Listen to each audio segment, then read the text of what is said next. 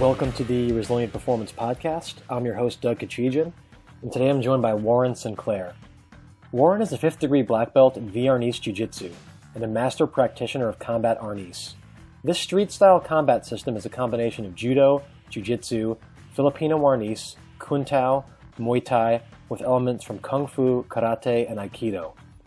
Warren has trained agents from various government agencies, including the FBI, NYPD, FDNY, EMT paramedics, correctional facility officers, local and international detectives, military service personnel, and numerous executives as personal clients.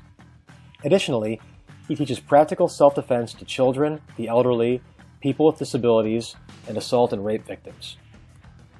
Continuing along the theme of trying to make the small world look more like the large world, Warren provides important insight into how to realistically train for self-defense situations while simultaneously developing technique and skill. Training for personal protection or self-defense requires that one differentiate these things from fighting. This distinction might seem trivial, but it's quite crucial.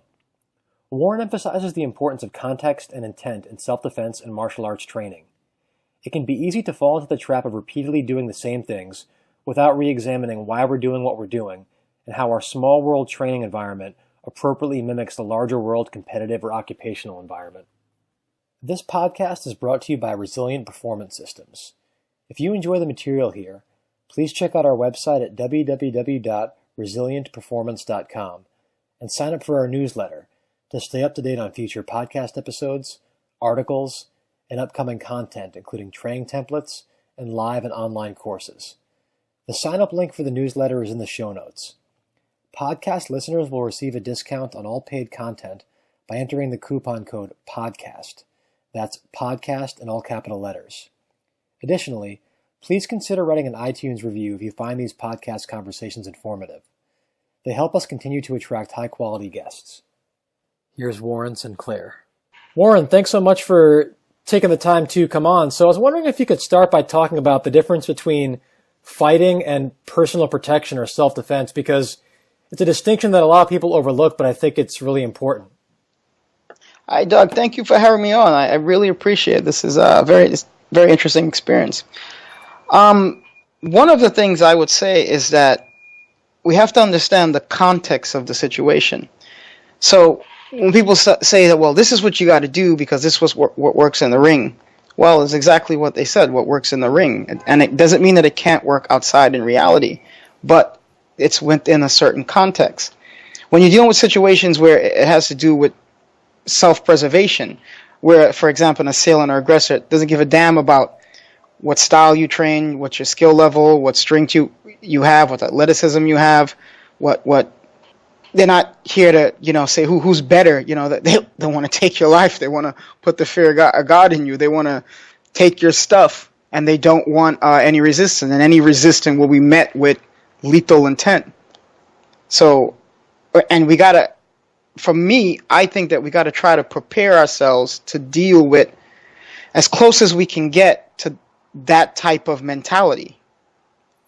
Yeah, and we've trained together, and you always talk about how, and you always use the word context, which is important because you're not saying that like something that's more a fighting-based martial art is better or worse than a more personal protection-based system, but use the word context. And the idea is in a fighting situation, you're looking for overt confrontation that's governed by the rules of sport, where in personal protection, like you said, it's totally different, where, and you talk about this too, where in a personal protection or a self-defense situation, sometimes you can defend yourself without actually getting into a physical confrontation where it could potentially deteriorate where it's your skill against the other person's. And if that aggressor or assailant is trained in something and you're not, now you're kind of rolling the dice and you're deferring to your own skill level.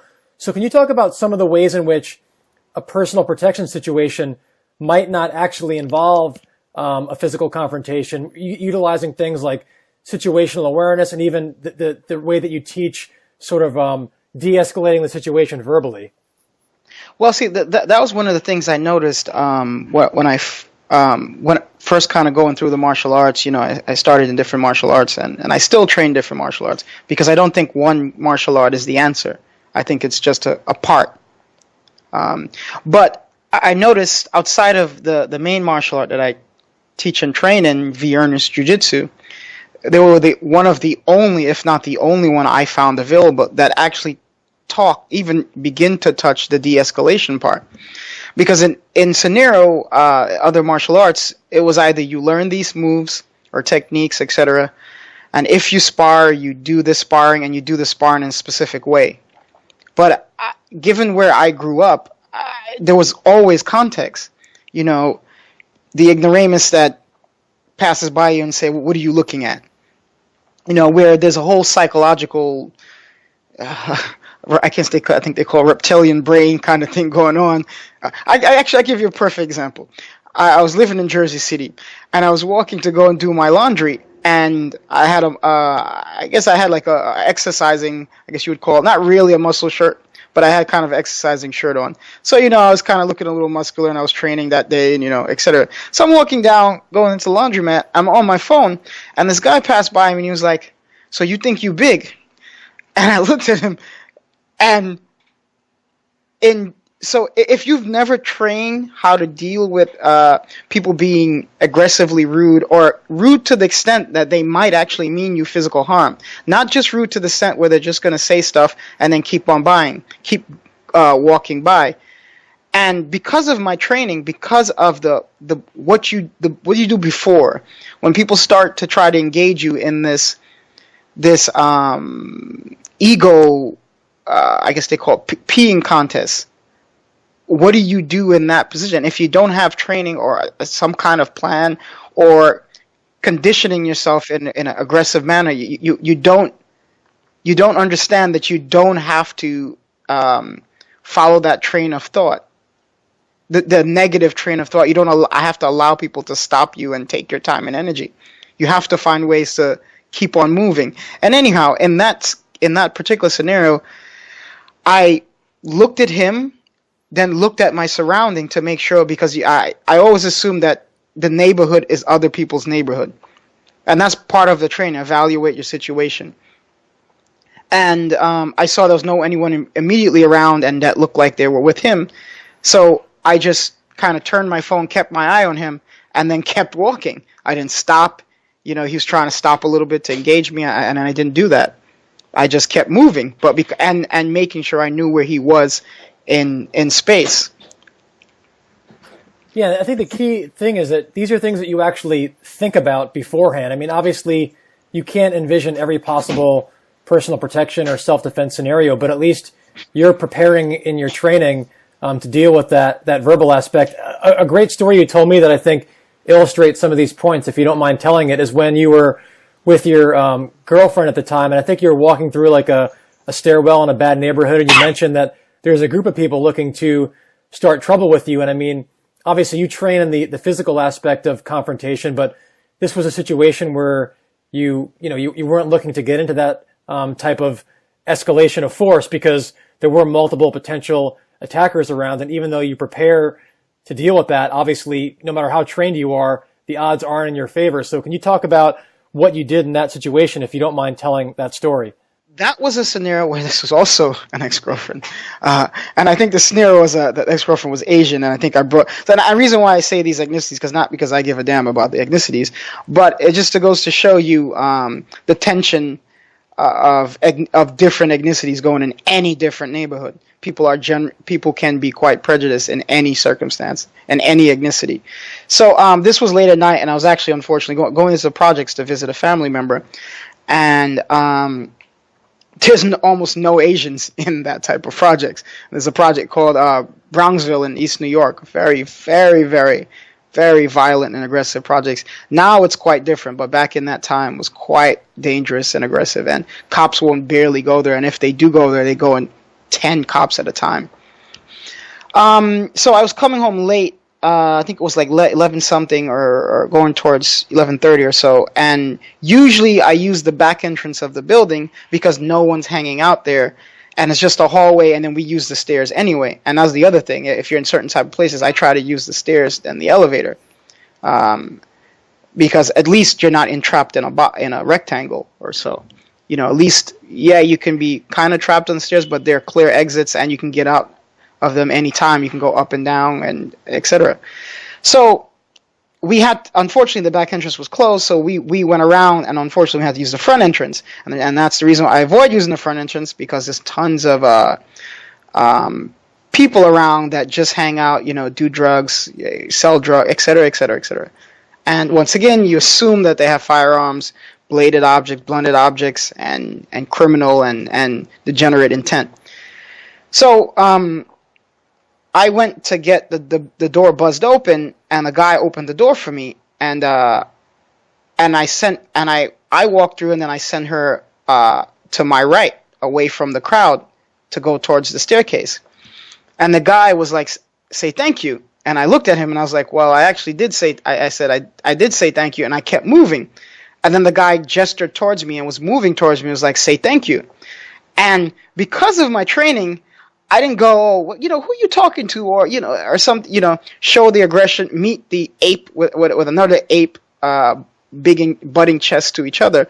Because of my training, I realized how dangerous it is to get involved in violent confrontations. I don't care how trained you are. I don't care if you're master of the universe. You're still involved in a violent confrontation where the person may not just want to beat you up, but actually kill you for nothing. So the stakes are high, and not understanding that part, just thinking, oh, well, I can box well, I can do MMA well, I can do Brazilian Jiu-Jitsu well. It doesn't matter if you can do it well, especially if you're dealing with multiple people. So anyhow,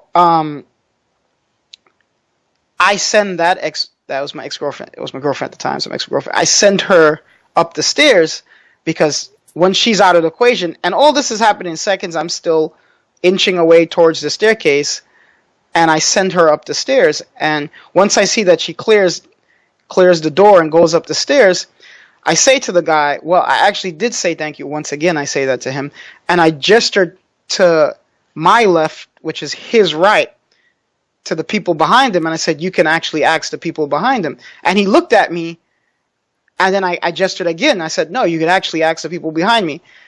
And he turned his face to the right. And another concept, what we teach and train in Viornish Jiu-Jitsu, is motion causes motion. And as soon as I saw the motion of him turning his head to his right, I went to the right and went towards the staircase, and quickly and went to the staircase. And by the time he turned back around towards me, I was already in the staircase door, closed it, took 2 knives out, and walked up the stairs. And that was the end of the situation. There were like several guys behind him. Got it. And so you've talked about a couple of these key concepts in the system that you studied, which is Viornish Jiu-Jitsu. Can you talk about maybe a few more of those concepts that can guide sort of any self-defense scenario? Because you always talk about how, if fighting is this battle of skills, typically the person with more training is going to prevail. And in a self-defense situation, I mean, you could be studying personal protection for a day or a week or a year, and you never know when that bad time is going to come. You can't always rely on being optimally prepared.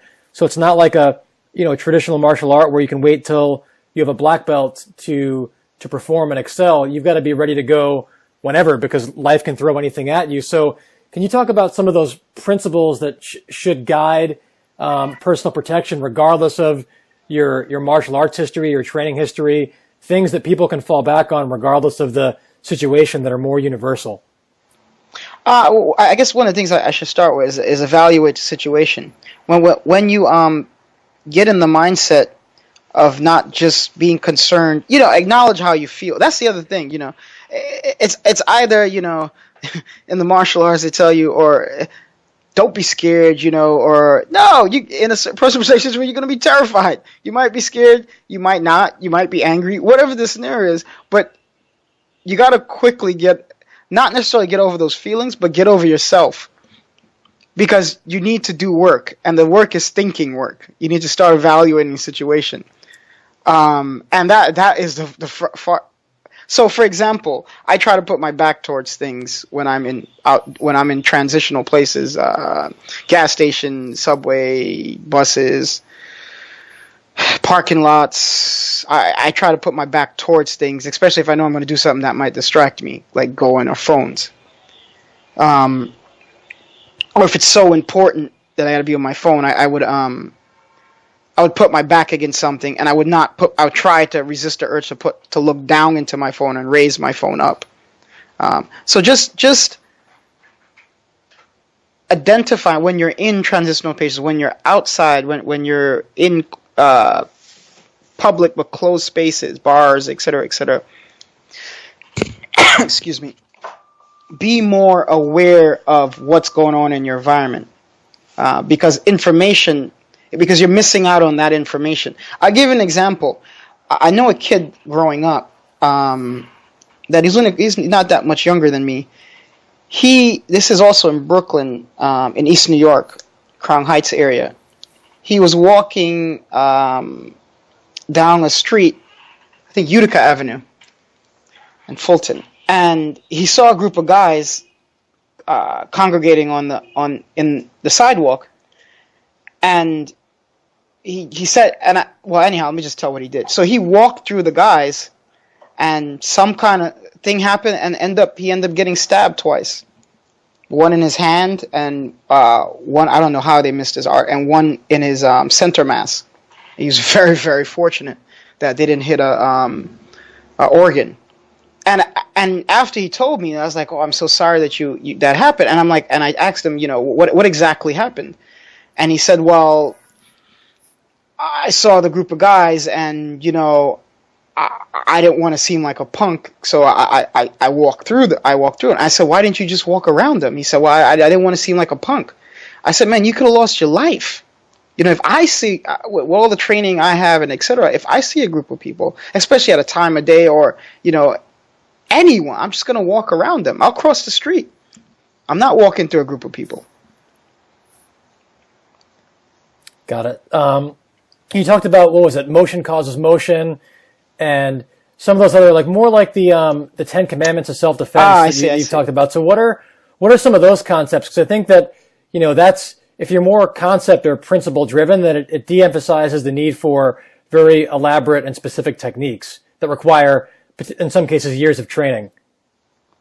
So in the Viornish Jiu-Jitsu system, we have something called the 10 Commandments of Self-Defense, as you mentioned.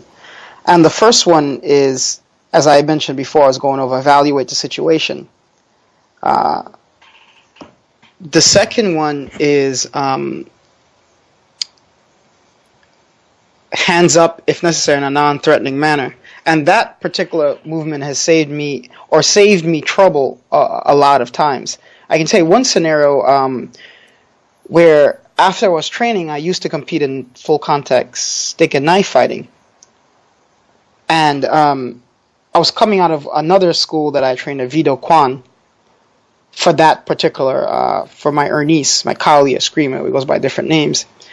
And they didn't have a bathroom at that particular school, so I would go to the nearby Subway takeout place to wash my hands and etc.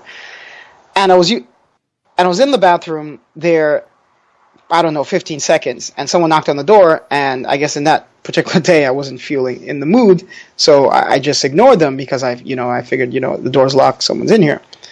But the person, 5 or 10 seconds later, the person knocked again, so I was like, okay, let me just hurry up, maybe I'm taking too long.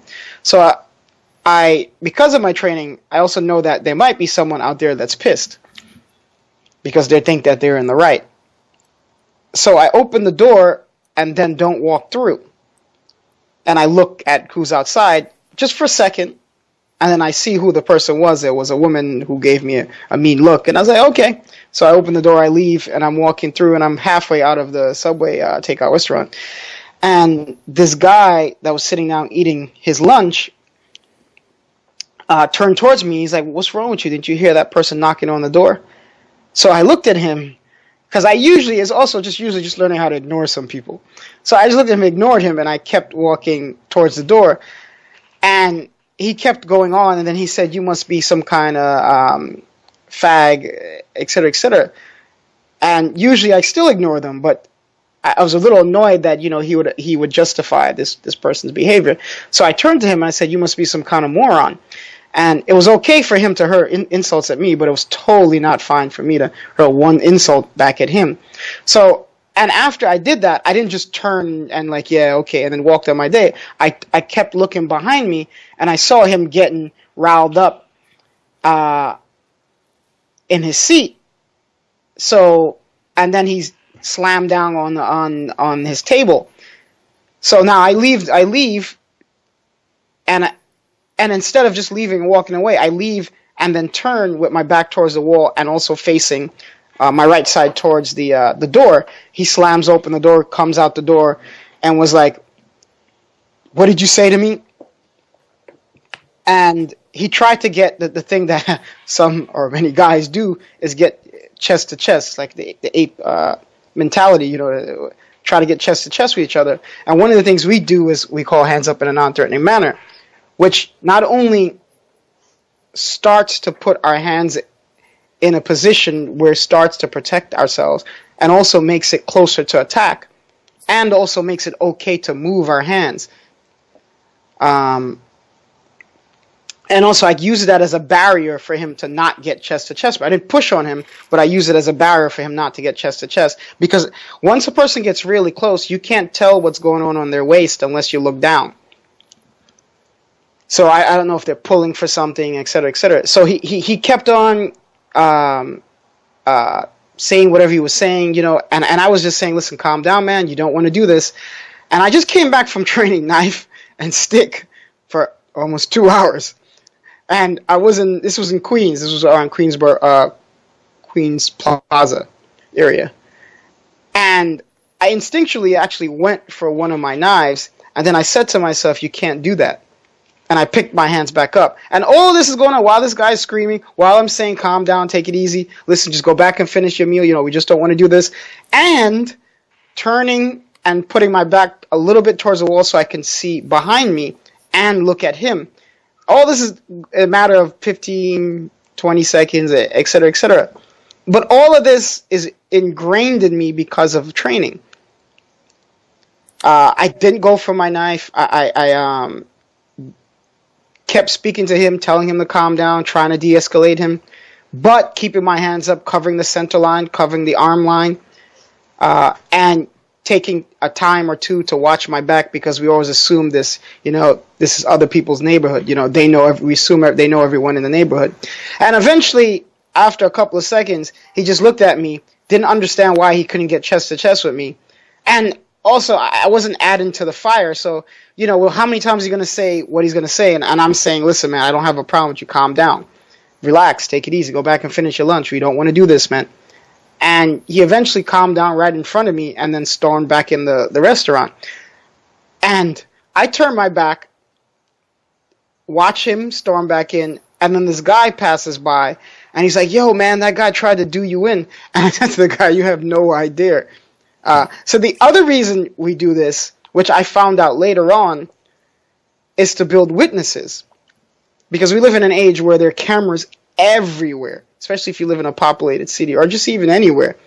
There are cameras everywhere. So if stuff goes down and somehow, as you know, you see things and it's taken out of context and you only see the most outrageous part of the situation, but you didn't see how the situation started, you could at least have a scenario where you said to the person, calm down, which you're initially trying to, and you're also trying to calm yourself down.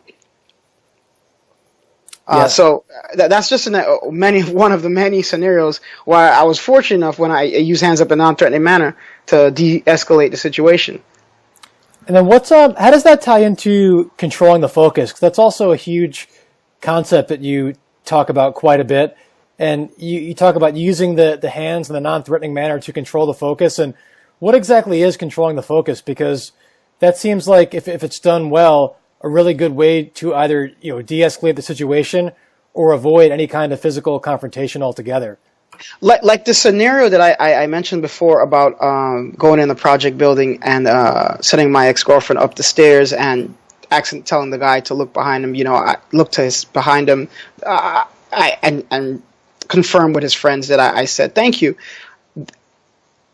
I wasn't fully aware of it at the time, but that's the other thing, reevaluating the situation after that.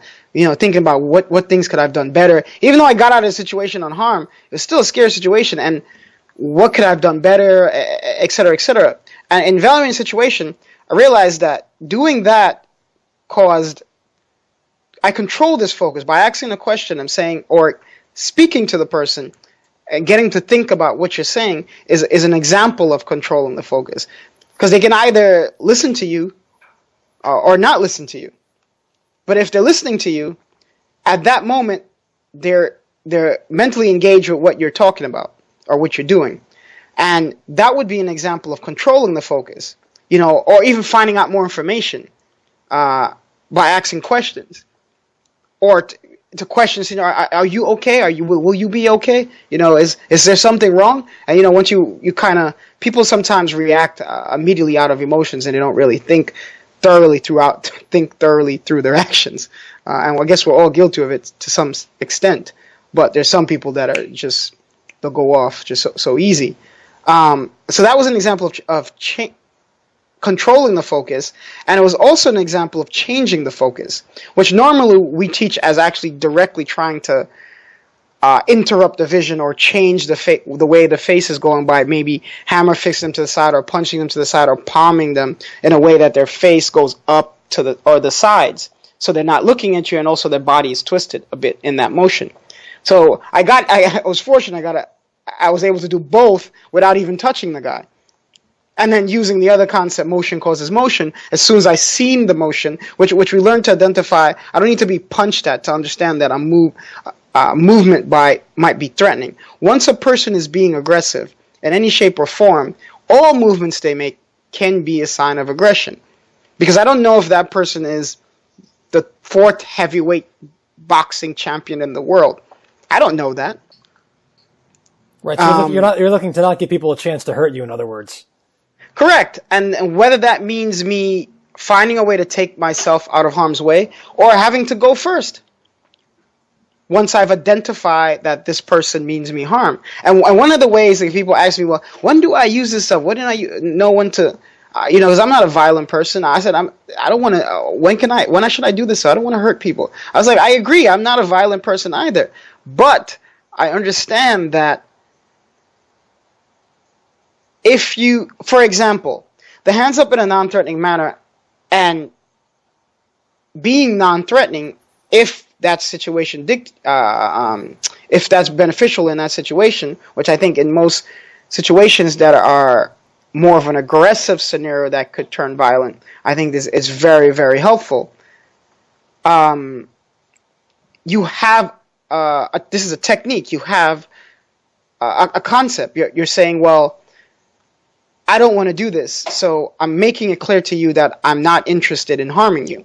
I know you've said what you said, and you've stepped on my foot, or I've stepped on your foot, or somehow we bump into each other, etc. Or people do stuff on purpose. People do passive-aggressive stuff on purpose.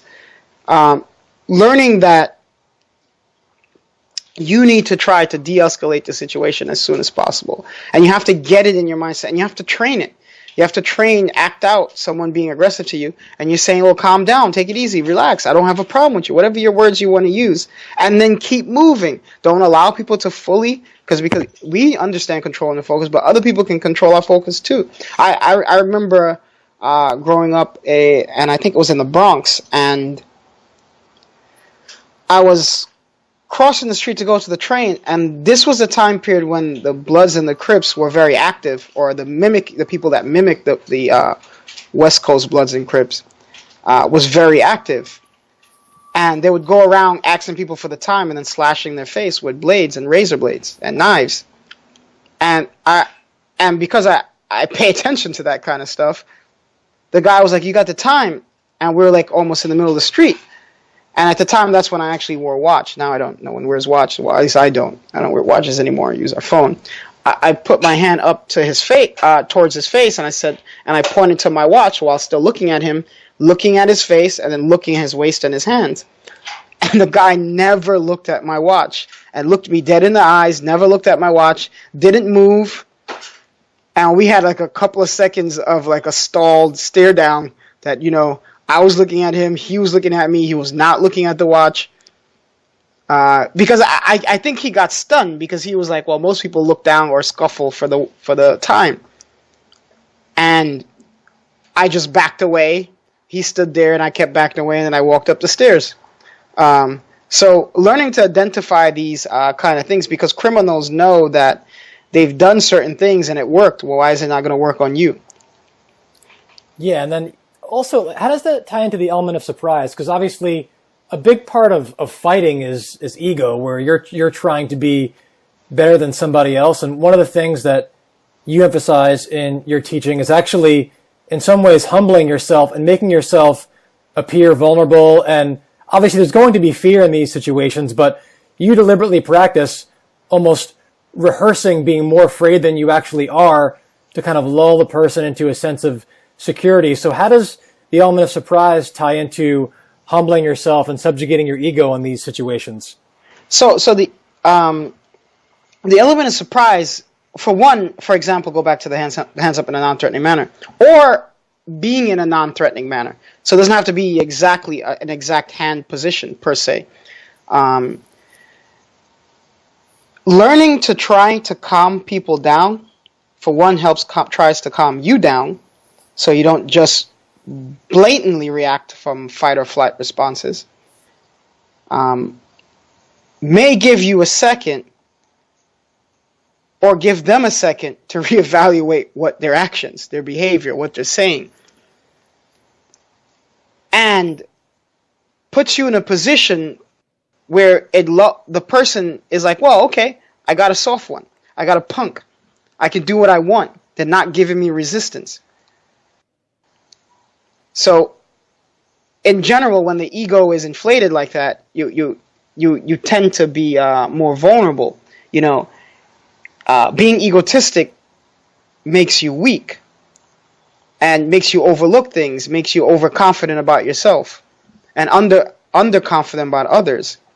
And I've seen that many times, just using the hands up in a non-threatening manner, and learning to identify quickly when someone's trying to lull your attention, and be polite about it, because people can still say F you, or, you know, whatever the disgusting, mean, and uncouth things they can still say or do certain things. But if you're not adding to the fire, then I'd rather try to work against someone who their adrenaline is a little lowered.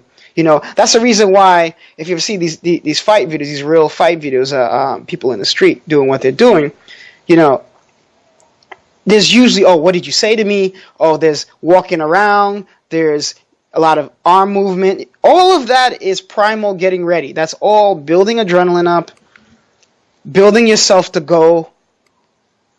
And then the first person goes, and then they just go. They just throw out energy, swing arms. If they don't have training, if they have training, they do more specific things. But all of that is just to build up the case to do something.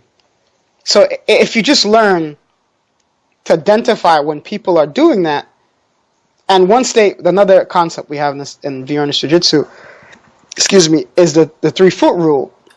So being aware of, if people are outside the 3-foot rule, unless they have a ranged weapon like a firearm, they're not much of a threat. What I'm concerned with is once they get towards the 3-foot rule, and of course if they break it. So being aware of those kind of things, now you know, well, okay, they're in striking distance. I'm also in striking distance. I can get struck as well. So being aware of the 3-foot rule, or your personal space, that parameter around you that's close enough for them to kick or use their hands on you, being aware of that, you know, allows you to either know, oh, they're close enough to strike, or they're close enough for me to strike them. I just need to identify, is this person a real threat? The control and the focus also can use to get more information. Like, is everything okay? You know, I don't have a problem with you, man. What's wrong with you? Calm down. Take it easy, man. I gotta go. Have a good day. I gotta go. Sorry, man. I gotta go. How they respond to that will help you determine, okay, are they just being the way they're being? Are they being rude and disgusting? Are they unfortunately have some kind of drug issue or some mental illness or some state that their wife just left them, their husband just left them, etc. You can get more information by doing this kind of thing. Yeah, and then based on the non-threatening manner, I want to clarify for people who might be kind of confused, because if you say, okay, put your hands up in a non-threatening manner, clearly you're saying that one of the worst things you can do in a self-defense, not a fighting situation, is to put your hands up in like a boxing stance or create a posture as if you're getting ready to fight. You want to have the element of surprise. You want to kind of lull the attacker into a false sense of security.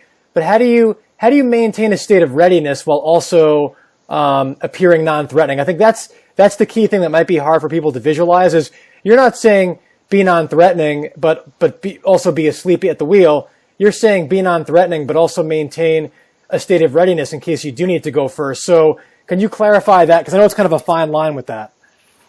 So, yeah, thanks. So, for example, we have some states that we talk about in our personal protection training, and one is what you mentioned. The state of readiness is the first one. So, and I also want to say I don't want to always I try not to make blanket statements, but in general, yes, we don't want to escalate the scenario by taking a fighting posture, like a fist, knuckled up fist, or et cetera, et cetera. But I would never say that it's always do this or it's always don't do this. Right. But the non-threatening manner, you are once again trying to get your hands up. It could be your palms facing them. It could be you scratching your head while having the other hand on your chest. It could be you touching your hands high towards where you're keeping your hands where your face and touching your hands. It could be you pretending to bite your nails. It doesn't matter. It just matters that you get it up. And part of that is getting in a state of readiness. So while you're doing that, you're revving yourself up to say, well, I'm getting on my toes. I'm moving my feet in a certain way. I'm not off balance. Now I'm trying to stay in a balanced state. So, which gives our next state of explosion. So once you've identified, you've spoke, you've said, calm down, take it easy, leave me alone. The person says, no, I don't want to take it easy. No, why did you touch my car? No, you got to do something. No, I'll punch you in the face. All of these are markers. As soon as you tell me you punch me in the face, I believe you. And as long as you don't break the 3-foot rule, I don't give a damn what you say, and I'll keep trying to exit. But once you break the 3-foot rule, because you're in a state of readiness, go, state of explosion. Explode with whatever, interrupt the vision, interrupt the breathing, or the balance. However way you can do that, do it, and then get the hell out of there. Yeah, to do this obviously requires a broad range of training, and you've had pretty extensive training in a variety of disciplines. Can you talk about the various martial arts that you've studied, including the more sport-based ones, and even things like parkour and various movement practices, and how you kind of have utilized all these different things to influence your thought process? Yeah, like I was saying at the beginning of the conversation, that I honestly don't think that there's one style that will cover everything. Personal protection is a big specific animal, and it requires training and background from different disciplines, from firearm to dealing with and learning how to use blunt and bladed objects, to learning how to deal with if you get taken down or you end up on the ground, how to deal with on the ground, to learning how to strike well, to learning how certain strikes can be effective, but they're higher risk. Like punches can be super effective, but they're a high risk because you have to hit the softer parts of the person's face. And if you can go to the body, I don't know, depends on it's higher risk, because that's why boxers wear gloves, because it's not for the person getting punched, it's for the person punching. Knuckling up, using your knuckles, unless you're very accurate, is a higher risk, but doesn't mean it can't be effective. So I first started in Goju-Ryu Karate at a I guess like a community center in the Bronx. And and I trained there for a couple of years, and I because of where I grew up, I was like, well, this kind of helps, but it's far from complete of what I needed. But I still trained it because that's what I could access at the time. And then I eventually trained for about 8 months at Gleason's Boxing Gym in downtown Brooklyn. And then I trained collegiate wrestling for a little while at another, I think a rec center in Chinatown. And then I ended up training Tai Chi in the park with some people. I trained something called shoot fighting from a guy that I went to high school. His father was in the military, and he did something called shoot fighting, which at the time, his particular case was a mix of Taekwondo, Muay Thai, and some boxing, and some type of grappling. I trained that for some years throughout my high school experience. And I went to various, I trained, what's it called? It's a kung fu art. Pakwa. I trained Pakwa for a little bit, which was very interesting in terms of a martial art, but wasn't extremely helpful in personal protection. And later in my late teens to early 20s, I was looking at 3 schools, and one was a Krav Maga school. The second one was a Wing Chun school, because I think Grados Wing Chun, I believe it was called, and V Ernest Jiu-Jitsu. And I saw a video of one of the classes from V Ernest Jiu-Jitsu on a show called On the Mat, Brooklyn Community Access Channel show called On the Mat, which was a martial arts show hosted by Shihan Ron Howard, where he went to different martial arts all around the country and displayed it, and also spoke to the instructors and students about, their experience in those particular martial arts. And once I saw the video of Viren Jiu-Jitsu, I was like, that's the school I gotta go to. And I went there, and the first day I went there, I met, I believe, Shihan West, and he was a very, very nice guy. And he must have been like in his 60s or something, or 50s. And he was a very nice guy, and I really enjoyed the class. And they had more elements towards what I was always looking for as a teenager, and that was one of the more rougher times in my life. But I had to do what I had to do and learn what I had to learn, and learn, I guess, I hate to say it, sound cliche, but I learned quite a bit from what I had to do on the streets as well. Now one of the things I'm looking to is Brazilian Jiu-Jitsu, and I also train in parkour because I learned that, because when I was growing up, one of the things that helped me was I also was on the track team. And I didn't really know how to fight or I really have any martial art or any combat training or anything, but I knew I could run. So just being able to outrun people was a major factor. And taking that experience, where these people, they can be the tough guys they are, but most of them are out of shape, and they're doing drugs. So I was able to outrun them, generally pretty good. And that alone saved. Just being able to run well was a good training, especially doing when I was growing up. So that caused me to kind of gravitate towards parkour, because parkour is a movement system, and you can see it a lot in movies and commercials and different type of athletic action, stunt work, and etc. From my understanding, parkour derived from a Frenchman who was stationed in Africa, and during his military time, he saw an African tribe traversing the terrain in a very methodological way, and he said the way they're moving is not accident, it's not fully random. So he was fortunate enough to meet the tribe, and he was even more fortunate enough to train with them. And when he finished his military time, he brought it back. When he went back to France, he brought it back to the movement system back to France, and he named it parkour. But the principle is, how do you get from point A to point B as efficiently and as safely as possible?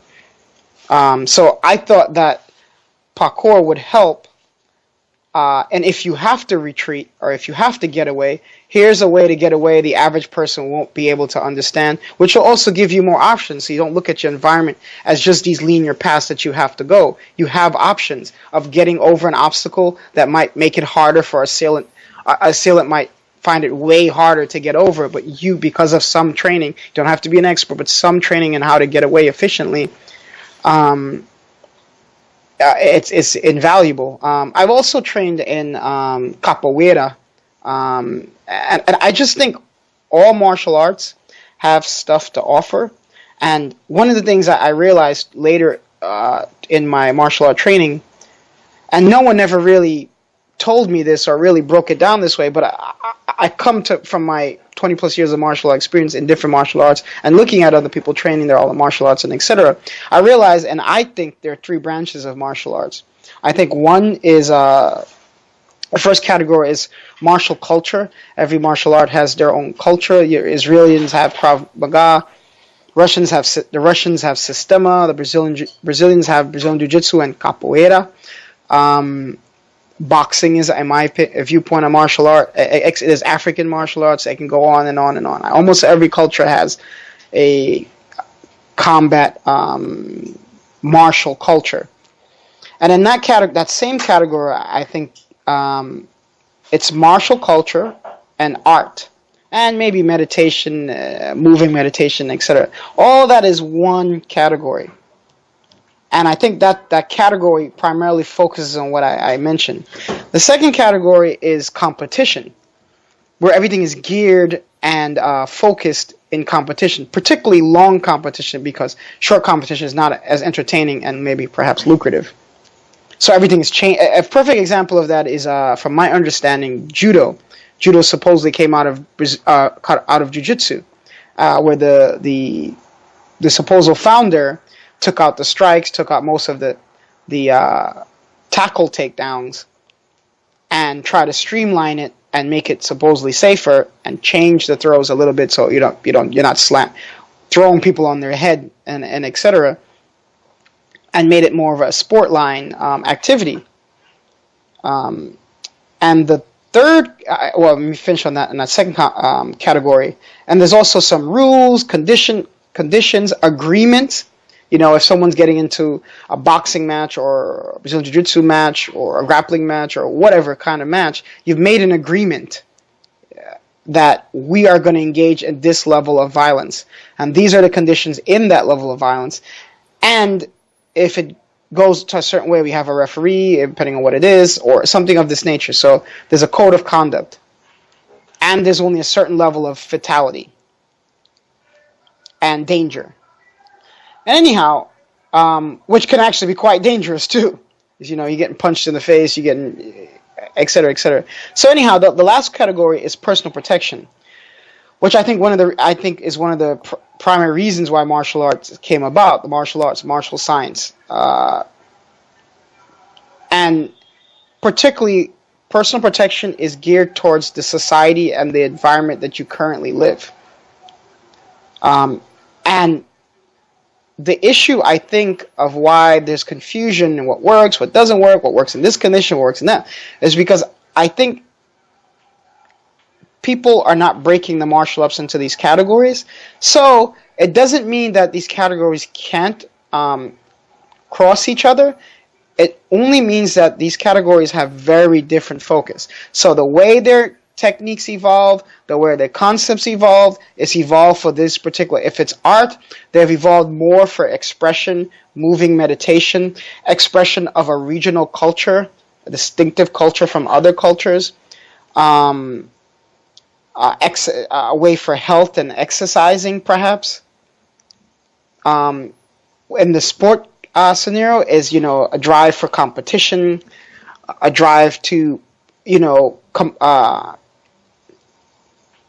put yourself against someone else or etc. to see who's better and, build certain skill. And it's random, which is great. Within a specific rule set, you're only punching, you're only kicking, you're only grappling. There's no weapons involved. There's no, if there's weapons, there's this, you have protective gear, etc. So it's in a specific category. But personal protection can take from these categories but I don't think that you can successfully translate art into personal protection. And I think sport you can translate more, but it has to be changed once it goes to that category. So, and I think that's one of the big mix-ups of outside of people, they're just con artists that are just teaching, part of my French, bullshit out there. And there's some people that don't know that it's bullshit. Oh, that's cool. I mean, that's obviously a diverse range of experience, and I think, like you said, it comes down to context and knowing what the intent is of all these different things. But they can all be valuable depending on what you're trying to get out of it. So that kind of ties into, a lot of people talk about ranges in their training, things like weapons range and striking range, trapping range and grappling range. So why do you think it's important to be trained in these various ranges for personal protection? Well, that's a good question, because personal protection is such a random animal that you really don't know what you're going to get into. The only thing what you try to do is, to some extent, see, for example, in personal protection, you have to study psychology a little bit. You have to see what people tend to do, what the general behavior, what the general norms are. So you got to take all these things into consideration. And you don't know if the person you're going to be in close enough, you're going to be in an elevator, and the person is grappling on you to push you off, or to pin you and pull out their knife and start going to work on you. So you have to have the close quarter skills. You have to have some grappling skills. You have to have some jiu-jitsu skills. You have to have some striking skills. You have to have striking skills that is not just punches and kicks. You have to have some concepts like another concept from the Ten Commandments of self-defense is the high and low concept. You have to know, if I go high, then go low, then go high, then go low. I'm trying to confuse the person while trying to strike him, or vice versa, go low, go high, go low, etc. Not just going high all the time. You got to be able to strike well. You got to be able to strike under pressure. You got to be able to move well. And you have to train some conditioning. To just, as I mentioned before, I was younger, being able to run, that alone helped me to take myself literally out of harm's way. You might have to haul out for 20 seconds in a struggle, a life or death situation, and then run. You have to have some kind of training. You have to have some kind of adversity. You have to have some hard, putting yourself through some decent to good physical training, so you know what it feels like to be winded. And you do need to spar. Spar whatever you train, do it well. If you do boxing, do some sparring. Just watch out for the head injuries, because you got to realize that, yeah, you're trying to train you're trying to train to get better, but it kind of defeats the purpose if you're getting a brain damage. So you gotta approach whatever you train, you have to approach it intelligently and understand why you train. And once you've identified why you train, like for instance those three the categories I mentioned, the martial culture art, the sport or competition aspect, and the self-defense, you have to understand why you train and gear your training more towards one of those categories. And it doesn't mean that you can't bounce between them. Maybe you're doing a demo to express yourself and you want to do the martial culture. You like moving, that's your kind of way of moving meditation, then do that. I don't think any of them are wrong. So when I made those straight breakdown, it's not because I think any of them are wrong.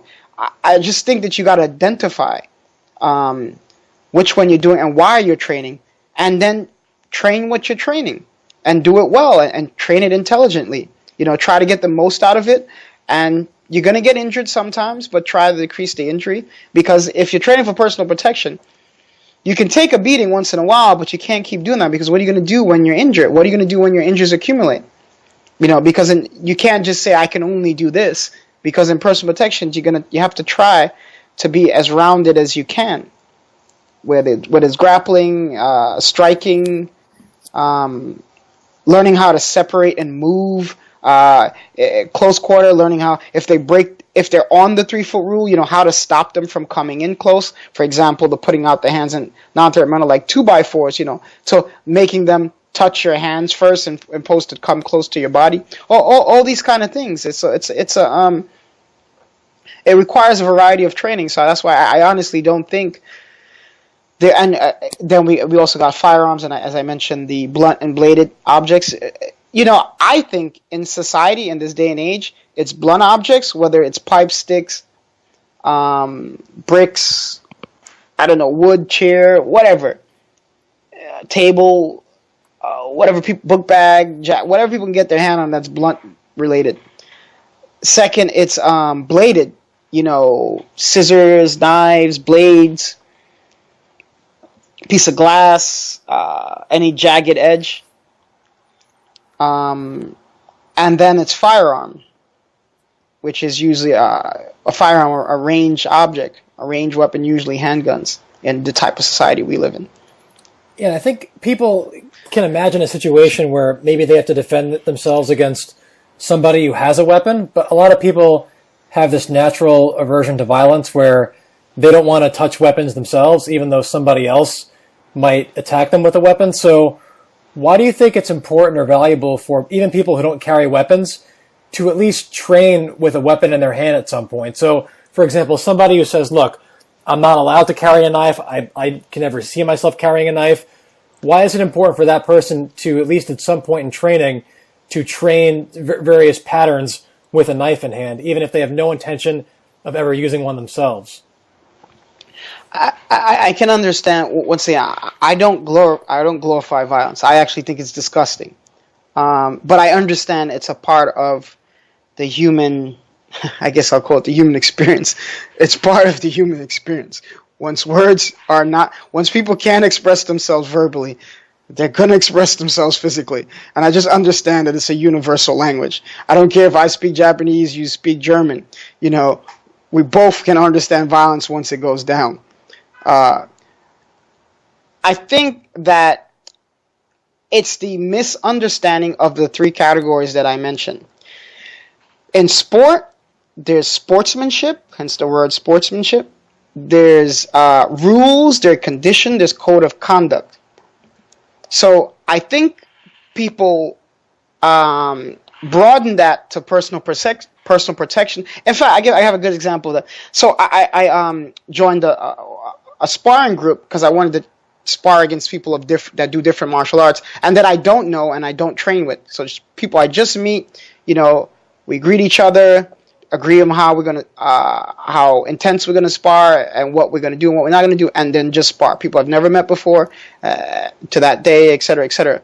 Or then I meet them again, then we all, and then I eventually meet some of them. But anyhow, and after sparring this guy, he said, thank you. He said, thank you, and it was a good spar session. And he says, I could see one time I uppercut him, but I did it real gently.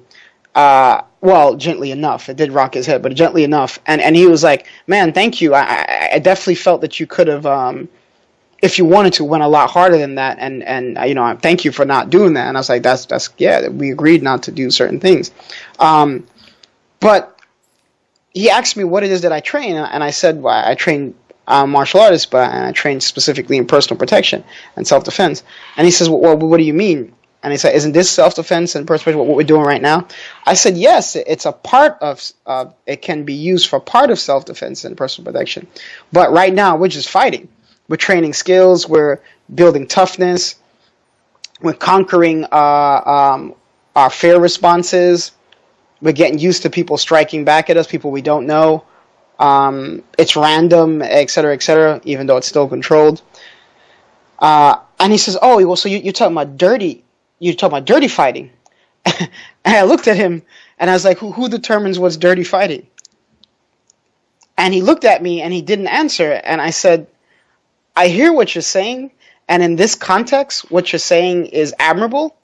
But in personal protection, no one gives a damn about what belt rank you have, who you trained with, the fact that you're someone's brother, that you're someone's sister, that you're someone's son, you're someone's grandson, or you're someone's grandfather or grandmother. No one gives they don't give a damn about this kind of thing. I'm not talking about meeting in for a friendly bout where we agreed upon a certain level of violence. This is random shit that's going on from people that are not thinking well at the moment, or seriously mean you harm for either because they want to take their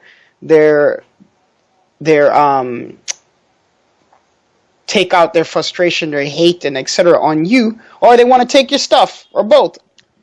I said that's a different context. You know, they're not going to be fair, etc., etc. So with all of that, of why I said all of that, is because I think that they translate that to, oh no, I don't want to be unfair. No, they're really not understanding that this is not a game. It's not a duel.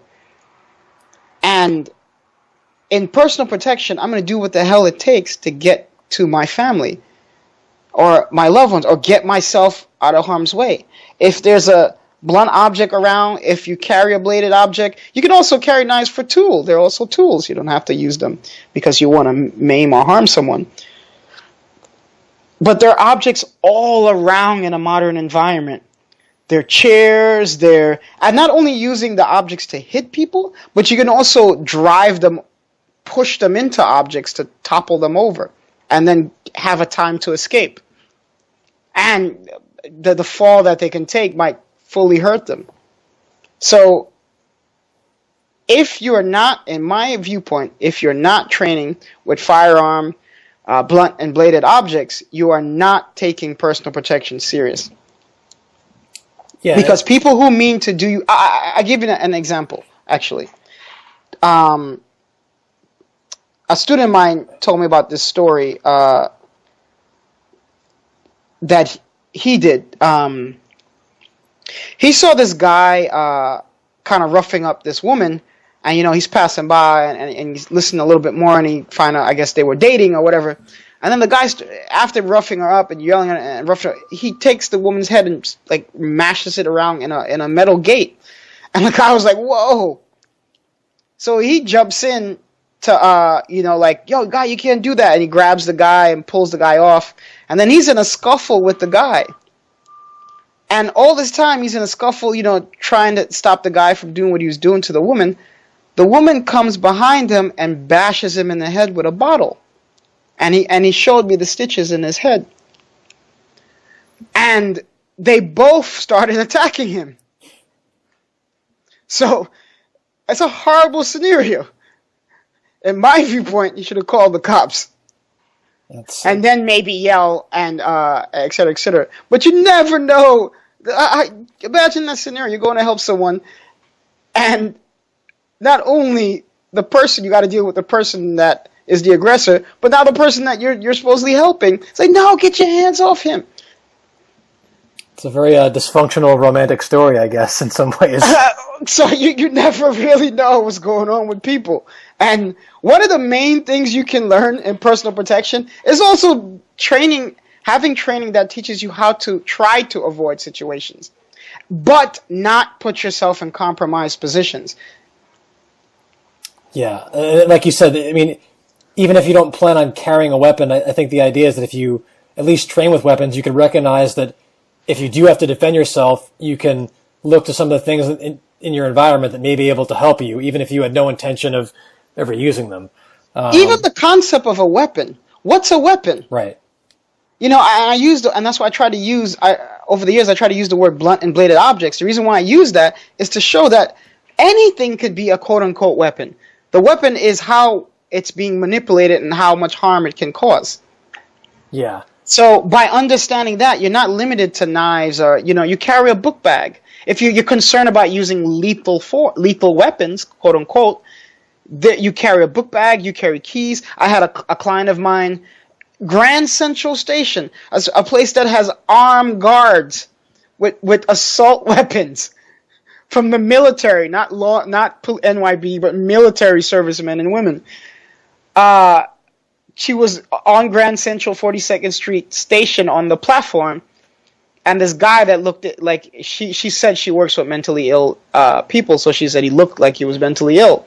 And he was doing this mental illness thing, and she moved away from him, and then she was walking, and the guy when she turned away, the guy punched her. Well, she said she thinks he tried to punch her in the head, but because she was still moving, he ended up punching in her back, and he hit her really hard because she still had. When she came to me, she's like, she's still recovering from the trauma of the hit. But after that, she pulled her keys out, and she said she came to me, and she's like, I remember the training, the weapons training that we did. She took out our keys, pointed it towards him, threw her other hand up, and she's like, don't do that, what's wrong with you? Calm down. And she went into the verbal, we sometimes call it the verbal jitsu, say something. Try to calm the person down, also distracting and also, seeing where they're at that moment. And she used all of that, and I'm so happy that she was able to successfully get herself out of the situation. And then she said when she was looking to maybe call for help, the guy just ran away and disappeared. This is Grand Central Station. Yeah.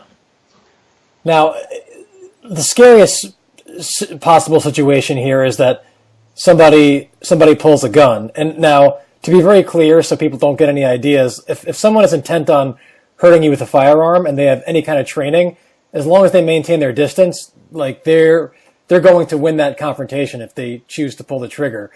If someone's not trained and they pull a gun where you're within the ability to get the firearm out of the line of fire, there's various techniques that you see thrown around the internet.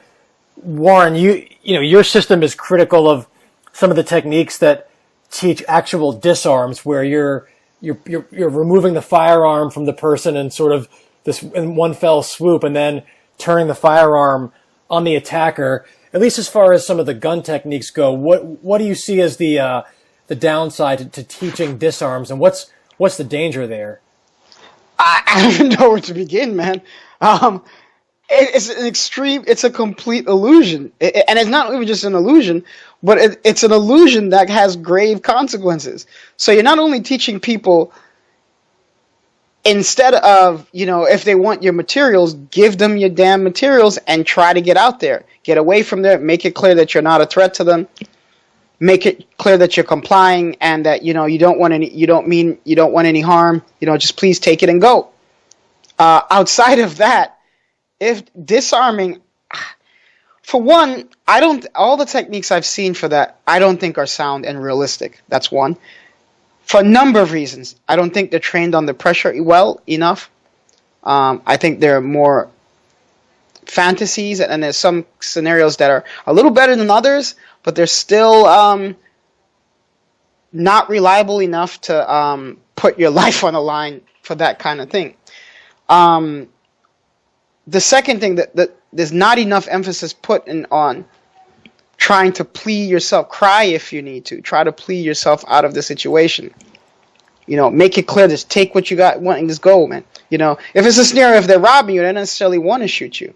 So it's not just a scenario that they may not be trained and foolishly come closer. But even if they foolishly come close, they still have a firearm that all it requires is a trigger. Although handguns are less accurate, they're not as accurate as movies make it out to seem, like people getting headshots and things of that nature. And there's nowhere next to as accurate. It actually takes a decent amount of skill to hit people successfully. However, with that said, anyone can point and shoot and hit the target, especially if the target is still enough. So I think most of the stuff I've seen out there are not only garbage, but will get you killed. And we have a few techniques that we deal with firearm, but we're very, very, very careful with these type of techniques. And we emphasize a lot on making sure you take yourself out of the line of fire. Right, without having to physically grab the weapon. That's the distinction, correct. Right? Yeah. And they're different weapons. They're weapons that don't have a muzzle that you can grab. They're smaller firearms that if you grab the muzzle, they can still shoot. Right. There's now other you firearms. Have multiple techniques for different guns, which is just like that. I don't see how that's under stress. Really. I don't think many of the military people. Can do it to that extent with surprise, because they're going with intel. They know that they're going to engage in a hostile environment. But I'm talking about an environment that you don't know is going to be hostile. You're not supported by other troops. You're not supported by an organization. It's just you. Yeah. Now, one of the things that's a timeless discussion in whether it's like sport coaching or strength and conditioning and martial arts is this whole part versus whole training concept. So obviously to develop technique and skill, whether it's in a sport or a martial art, you have to kind of slow things down, make them more deliberate, and somewhat detach them contextually from the competitive environment. So if it's sports, obviously the best way to prepare for the game is to scrimmage or do something that resembles the game itself. If it's personal protection, the best way would be to have these scenarios where people are attacking you, through a variety of situations, and you see how you deal with that. But the problem with only scrimmaging or sparring, if you want to call it that, is that it's hard to practice techniques and develop technique because you can be overwhelmed by the environment. So how do you decide as an instructor, like when to use something that's more technique based versus when to use something that's more quote unquote realistic? I know that you're doing both, but how do you sort of if it's a recipe, how are you deciding like what dose of what ingredients to use in your training? I think that for personal protection relies on the category of competition and personal protection to have more synergy and have an attempt at being more rounded. So and over the years, it's become more clear to me that the personal protection requires the sport and personal protection to be more effective. So with that said, if you're learning a language, you need to learn the alphabet of the language. You need to learn the phonics. You need to learn how the letters work. You need to be able to write them, read them, speak them, etc., etc. So footwork, basic conditioning, strength training, cardiovascular training, that helps with explosiveness. Basic striking. So more towards what you're asking is the goal at the beginning is to drill a lot. And to drill the scenarios that you think, drill the scenarios that are more akin to what you're going to have to deal with. So it's not just going in and sparring. It's practicing scenario training, mugging scenarios, people pushing you against an ATM scenarios, verbal confrontation scenarios, scenarios where there's some contact at the beginning, a push, a bump, a step on the foot by accident or on purpose, and many of the times it's the verbal scenario. So there's all of the training has to gear towards what you're going to, deal with in reality.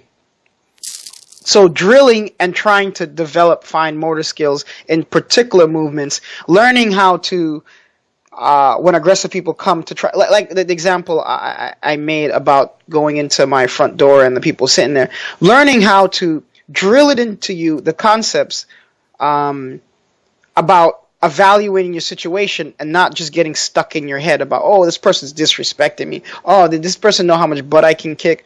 Or that I've been in the military, or did I not been, or no, I came. All this stuff. None of that matters.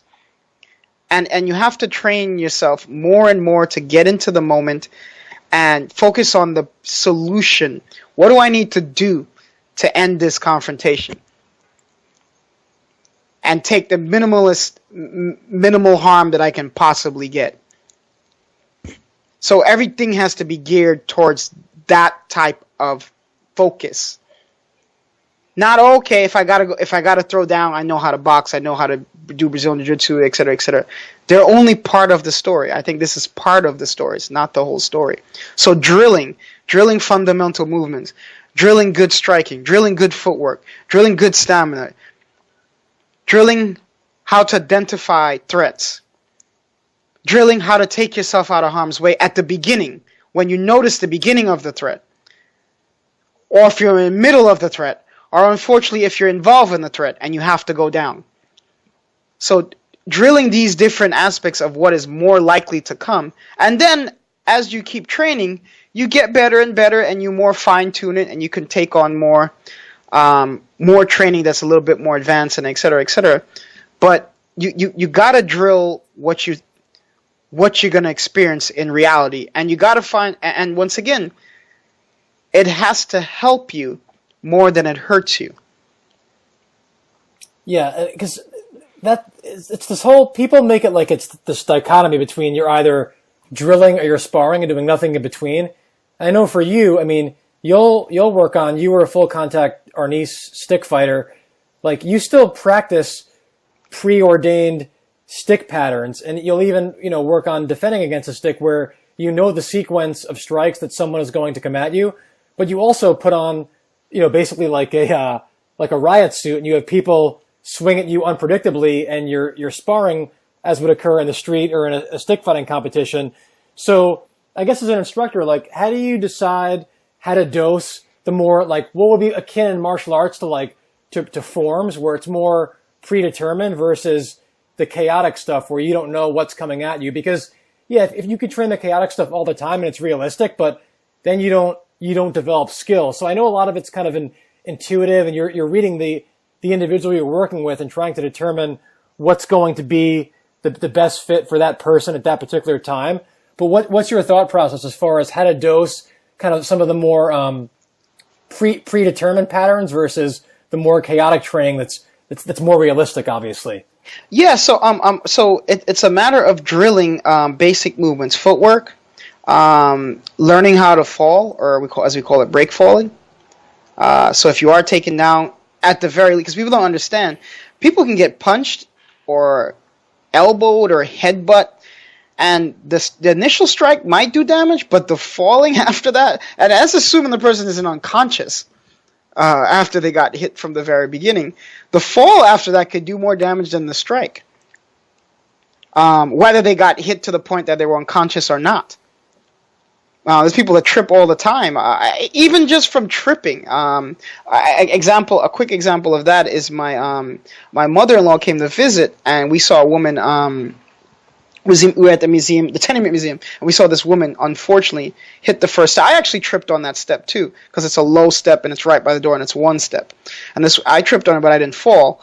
But this woman tripped and she fell head first into the door, unfortunately. And we were inside the door. We couldn't do anything about it. I just saw it in slow motion, this woman. I was like, oh man, I'm so sorry. Unfortunately, actually, she hit her skull, which is horrible. She still get a concussion, but she didn't hit the front of her face, which would have really smashed and would have been even more horrible. The skull, at least, is hard. But any reason why I'm mentioning that is because after that, I went out to lunch with my fiance's parents, and I showed them how to do a front fall, because I was like, this is what she should have did. Turn her face and throw her forearms in front of her face. Turn her face to the side, doesn't matter which side, so at least her eyes, nose, and mouth are not in direct contact with the structure, like the floor or the door. And put your forearm in front instead of your hands, because your hands can't take much pressure. They're going to cave anyway. But your forearm is a solid part, and it's not moving parts. So you can at least take it. You might damage your forearm, but at least you won't damage your wrists, and you won't damage your face or hit so hard that you could get killed. And and later that day, unbeknownst to me, and I find out later that day that my mother-in-law, she fell. She actually fell hard in New York City. They were visiting from Europe, and she fell really hard, and her husband said he wasn't close enough, or he couldn't get her in time, but he saw she did exactly what I showed her, and she never trained it. I just showed them it at lunch that day, and she did the front fall. She turned her face and took it on her forearm. She landed so hard on the concrete that she fractured part in her forearm, and had to have surgery in her forearm, and her arm is totally fine, and she got some bruises there, but if she didn't do that, she could have possibly died, or life-altering scenario. So basic things like learning how to fall, learning how to stay balanced in footwork, learning how to interrupt things, like interrupt the vision, interrupt the breathing, interrupt the balance, and drilling these things. Learning how to use blunt and bladed objects, understanding that they're all around you, making context. So not just think that you're in a dojo or you're in a gym. that this is where you train like this. No, the entire world is your dojo or your gym. So never getting too complacent that things are going to go down this exact way because I trained this. Yeah, and that kind of ties into, I mean, you're training with edge weapons, with blunt weapons, various striking ranges. There's a lot of variety in the training you do. There's also a lot of variety in the people that you work with. So I know that you teach kids groups. I mean, I think children as young as like 4 and 5 years old. 3.5. 3.5. And then you're also working with, law enforcement and military people who are, in some cases, know that they're going to overtly encounter some of these violent scenarios. So, how do you adjust your teaching style, or do you even have to? Is it kind of, in principle the same thing, or how are you modifying what you're doing to sort of, I guess, get buy-in and just maintain the interest of these various groups? I try to base it on the context of why they're training.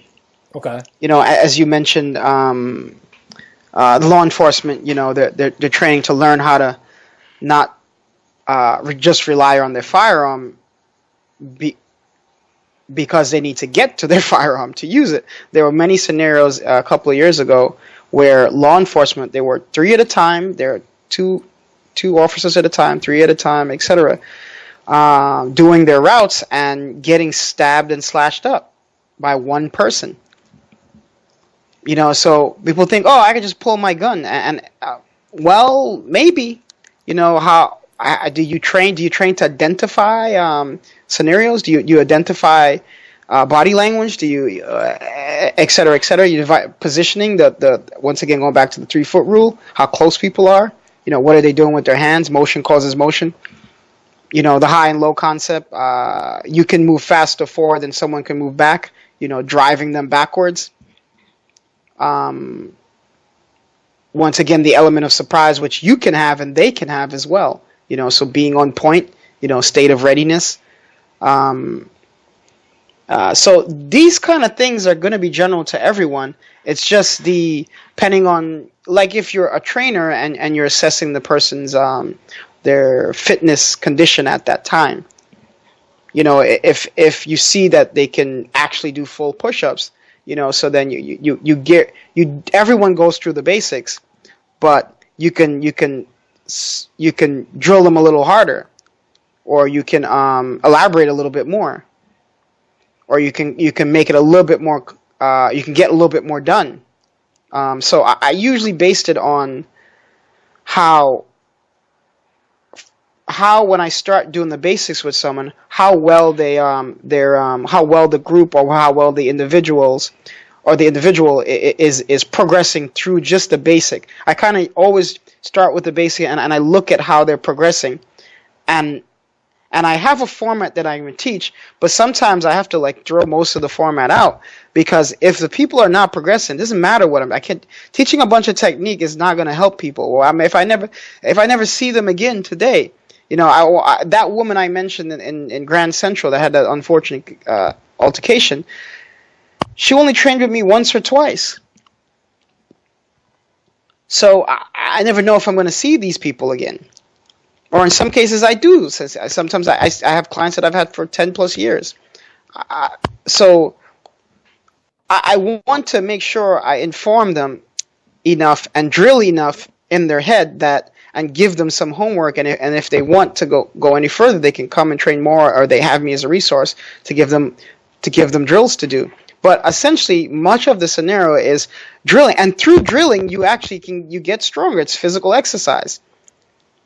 But drilling, it's a lot of drilling that is required to move well, to identify threat, to deal with your emotional state during when you identify. All that has to be trained, and massive intelligent repetition essentially is the key that I think is mostly the key.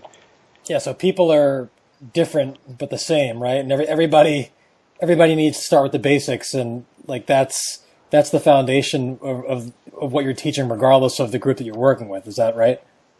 Excellent. Yeah, absolutely. All right. Well, you've been really generous with your time. How can people learn more about the work that you do, like whether it's on social media or on the internet? I'm on Instagram at Move Live Tactical, and you could also come down to the V Ernest Jiu Jitsu headquarters in Brooklyn. You can find us at vernestjujitsu.com. And yeah, those are the resources that they can use. Yeah, and a lot of the things that you referenced, like even some of the YouTube videos, I'll definitely put that in the notes along with the links that you just mentioned, so people can access them more easily. Well, thanks again for your time. You've been really generous, and look forward to chatting with you soon. Yeah, thank you, Doug. This was charming. Thank you. I really enjoyed this. Thank you so much. All right, take care. Bye. This podcast is brought to you by Resilient Performance Systems. If you enjoy the material here, please check out our website at www.resilientperformance.com and sign up for our newsletter to stay up to date on future podcast episodes, articles, and upcoming content, including training templates and live and online courses. The sign-up link for the newsletter is in the show notes. Podcast listeners will receive a discount on all paid content by entering the coupon code PODCAST. That's PODCAST in all capital letters. Additionally, please consider writing an iTunes review if you find these podcast conversations informative. They help us continue to attract high-quality guests.